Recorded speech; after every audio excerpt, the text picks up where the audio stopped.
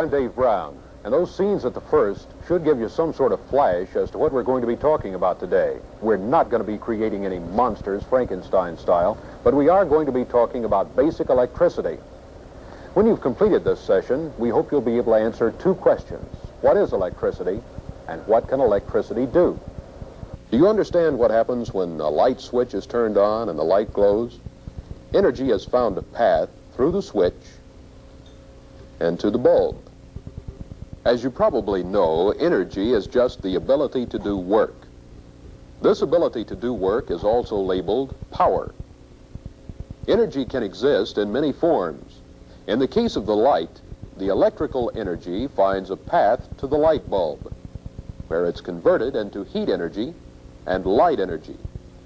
The path that the energy follows is usually copper wires, and the particles in the copper that move and carry the energy are called electrons.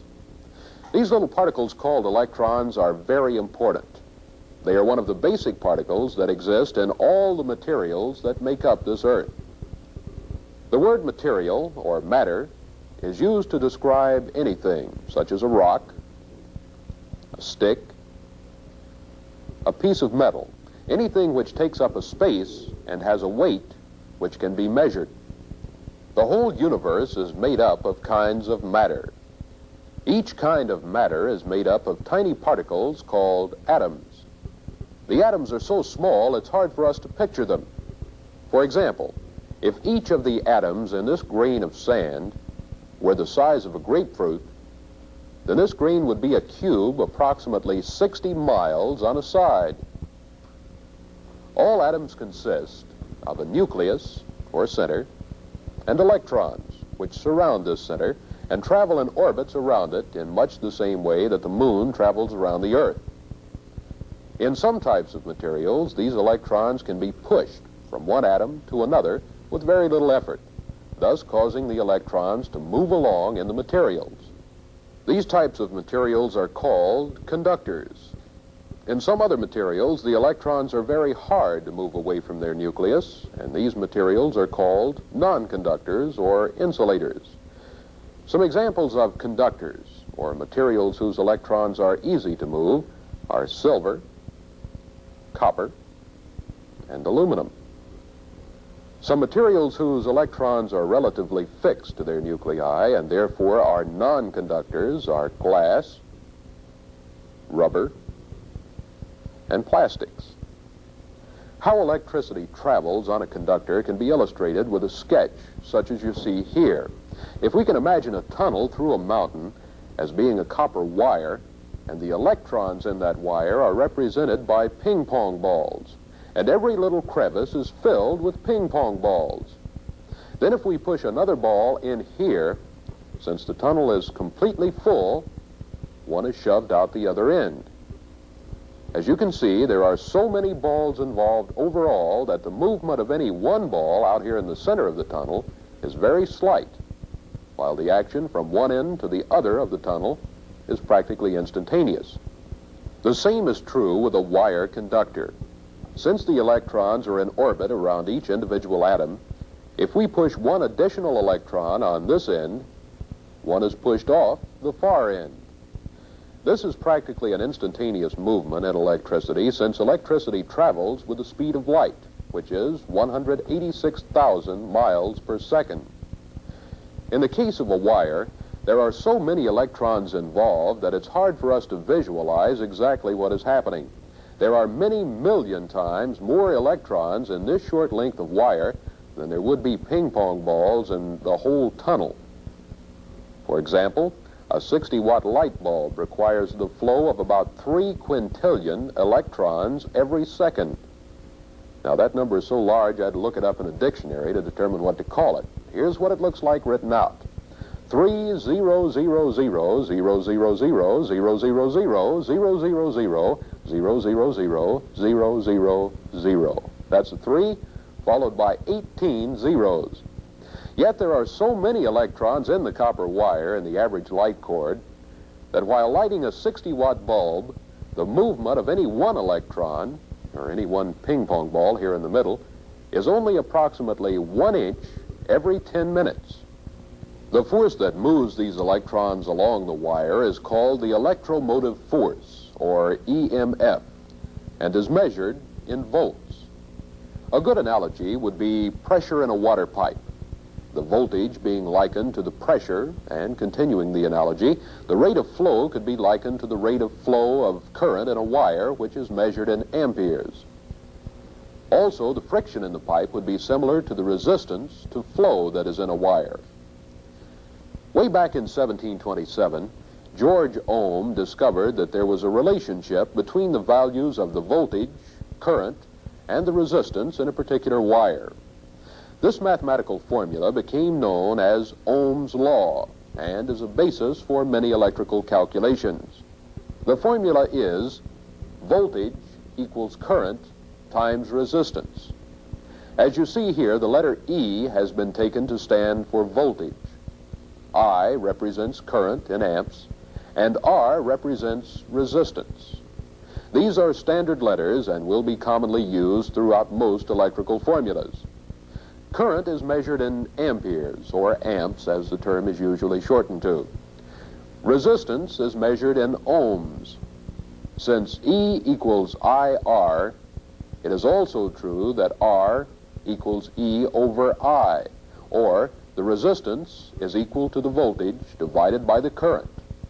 Or finally, I equals E over R. These last two formulas, then, are just different ways of stating Ohm's law. In most circuits, you will normally be able to easily determine the voltage and the current with a standard combination volt-amp meter, like this, and the resistance with an ohmmeter, like this. If we have a wiring which we check with an ohmmeter and find the resistance to be 10 ohms, and we have 120 volts, which would be normal household voltage, the amperage which would flow would be 120 divided by 10 equals 12 amps. One other basic formula which maybe we should cover at this point is the one which states power is equal to current times voltage. Now, power is assigned the letter P and is measured in watts, while current is measured in amperes. So then we would have the watts in a system equal the amps times the volts. There's an easy way to remember this particular formula, and that's with a pie chart. Now, maybe you've seen a pie chart used to illustrate other things, such as government spending, where slices indicate various expenditures. But here is a pie chart that is spelled P-I-E. You see from the chart here, the P, or power, is equal to the current times the voltage. For example, if we had 120 volts, and we're running a motor which is using 10 amps current, we have 120 times 10, or 1,200 watts power. And since a kilowatt is 1,000 watts, this answer could also be stated as 1,200 divided by 1,000 equals 1.2 kilowatts, or 1.2 kW, as it's usually shortened to. Your electrical power bill is figured in kilowatts. However, an additional factor is taken into consideration here, and this factor is time. The bill is in kilowatt hours. So many kilowatts for so many hours. And this is measured with, you guessed it, a watt-hour meter. Okay, now that we've discussed electricity, how do we produce it? Or more technically, how do we produce an electromotive force to cause electrons to flow? First, there is electricity generated by friction. This is normally called static electricity. And you're probably familiar with it because in the wintertime, as you walk across a nylon rug, you'll pick up a static charge. And after you've become charged with static electricity, if someone shakes hands with you, you can feel it and maybe even see a spark. This kind of electricity can be illustrated with this glass rod. If we rub the glass rod with a piece of silk, some of the electrons on the glass rod are deposited on the silk, and this leaves the glass rod with a positive charge. Then if we take a piece of sealing wax and rub it with a piece of wool, some of the electrons from the wool will be deposited on the sealing wax, and the rod will become negatively charged. Now, one of the basic laws of nature is that likes repel each other and unlikes attract. And so the positively charged glass rod will repel a like-charged glass rod, while the negatively charged sealing wax will repel another negatively charged sealing wax rod, and, as you see, attracts a positively charged glass rod. A second way that an EMF, or electromotive force, may be generated is by mechanically moving a wire through a magnetic field.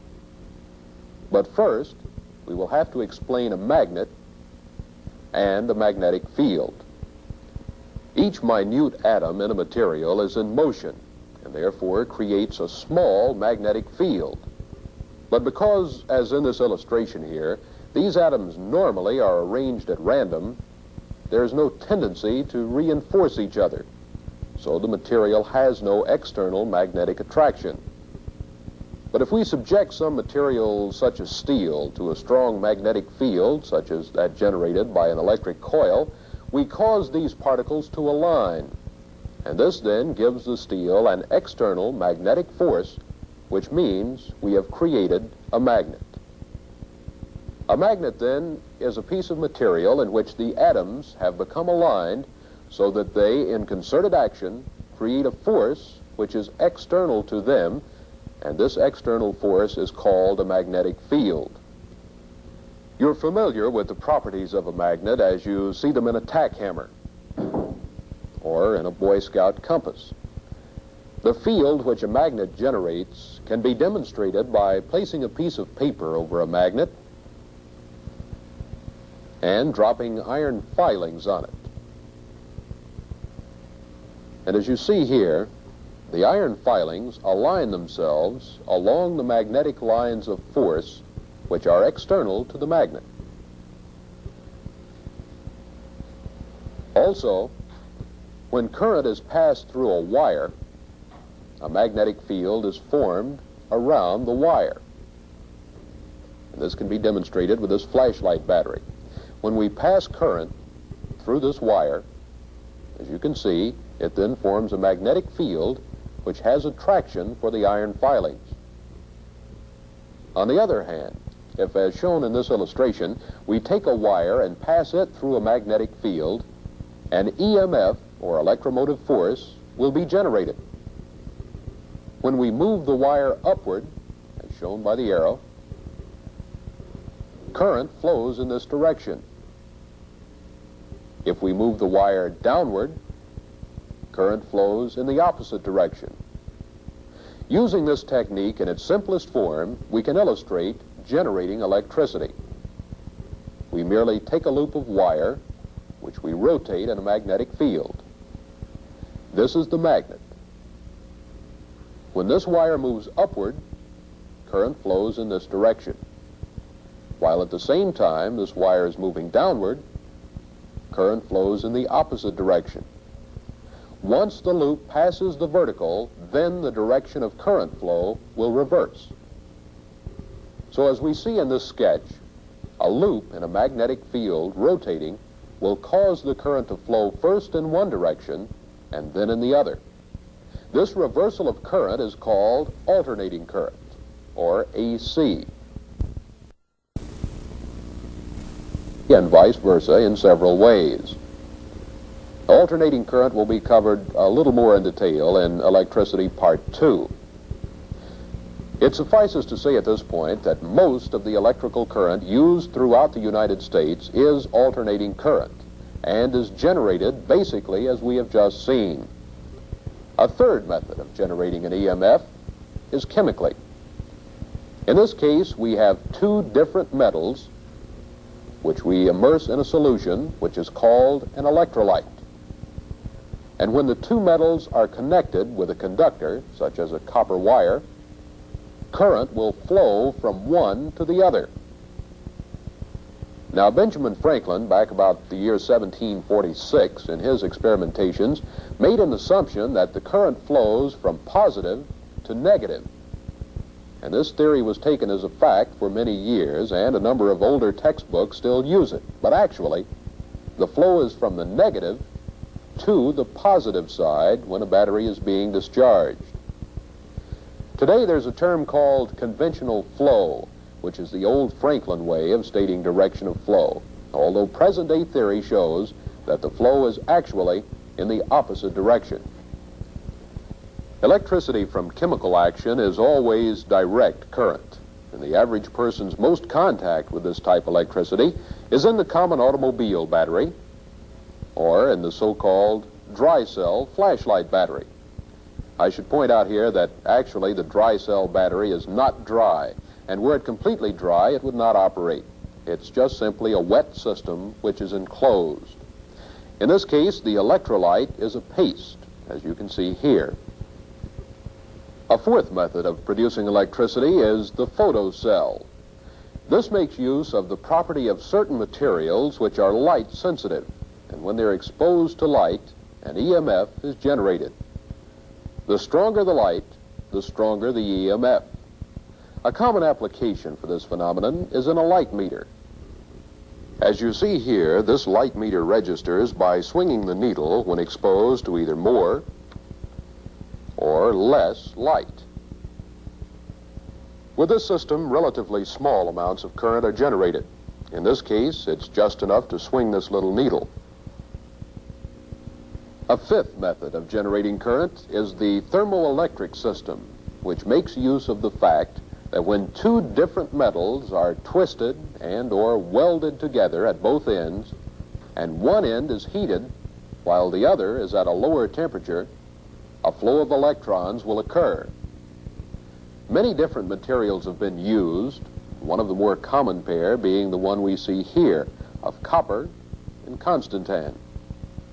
The prime use that is made of this type of current generation is in thermocouples, which measure the temperature of things such as industrial furnaces. The sixth and final way of generating electric current that we will discuss is the piezoelectric. This is electricity by pressure and makes use of the fact that when pressure is applied to certain crystals, an electromotive force is created. Again, this EMF is in very minute quantities. The most common application for this is in the pickups on record player arms or in some of the crystals used in certain radio components. There are several other ways of generating an EMF, but these are not in common usage and as a consequence won't be discussed.